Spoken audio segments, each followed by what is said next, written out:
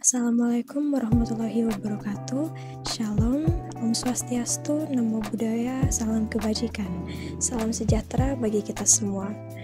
Yang saya hormati Bapak Dian Cahyadi selaku dosen pengampu mata kuliah Metodologi Desain.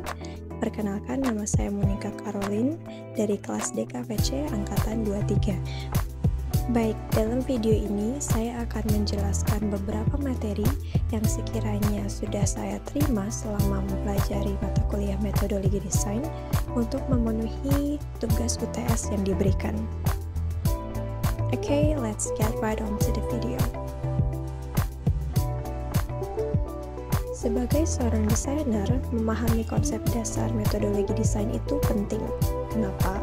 Karena metode atau prosedur yang kita pelajari dapat menjadi fondasi kuat untuk melahirkan desain yang kreatif dan inovatif dengan cara yang lebih profesional, efisien, terstruktur, mempermudah kita untuk mengevaluasinya dan meminimalisir resiko dan juga kesalahan.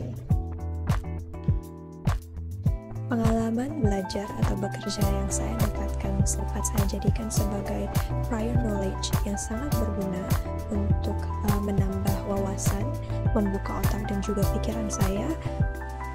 Kita dapat belajar dari tokoh dan peristiwa bersejarah dalam metodologi desain, contohnya yaitu Bauhaus, Dieter Rams, User-Centered Design atau UCD untuk desain yang lebih modern, dan masih banyak lagi. Dua metode yang menurut saya paling penting adalah metode ideation brainstorming dan juga user-centered design atau UCD dalam metode analisis pengguna. Brainstorming menurut saya dapat nge-boost kreativitas, mendorong kolaborasi antar tim, jadi lebih berani mengambil resiko, dan membantu dalam mempercepat pemecahan masalah. Dan pada akhirnya dapat menjadi solusi desain yang inovatif dan efektif. Selanjutnya yaitu User-Centered Design atau UCD. Kenapa?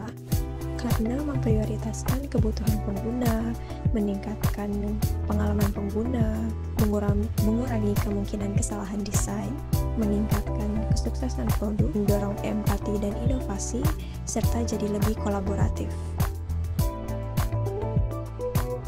Dari pengalaman yang saya terima, mempelajari metode dapat meningkatkan keterampilan saya dalam mendesain karena beberapa alasan diantaranya.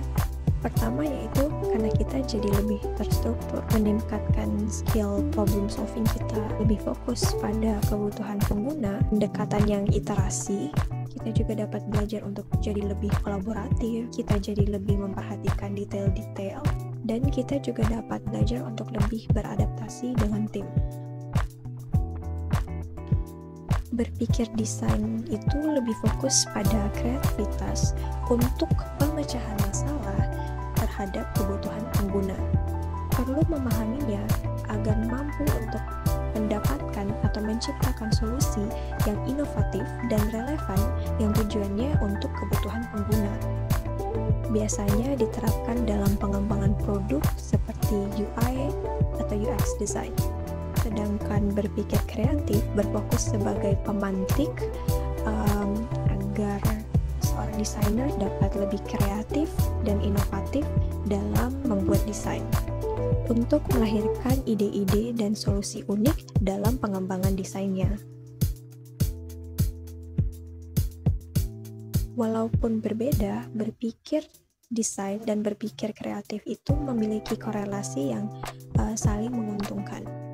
Berpikir desain dapat membuat kita jadi lebih terstruktur dan fokus pada kebutuhan pengguna, dan dilengkapi dengan berpikir kreatif agar desain yang kita buat itu masih tetap fresh dan juga unik.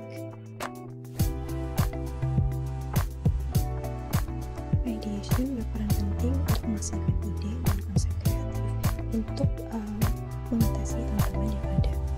Menemukan beragam opsi untuk menghasilkan solusi yang terbaik.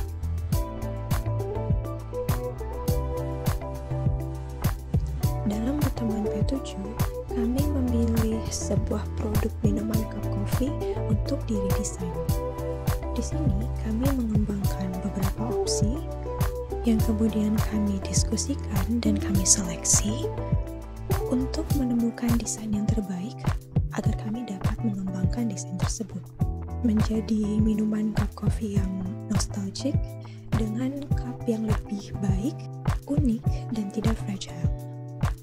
Dengan mempelajari metodologi desain, saya dapat belajar untuk merancang solusi dengan lebih baik, profesional, dan kreatif dalam industri desain ini.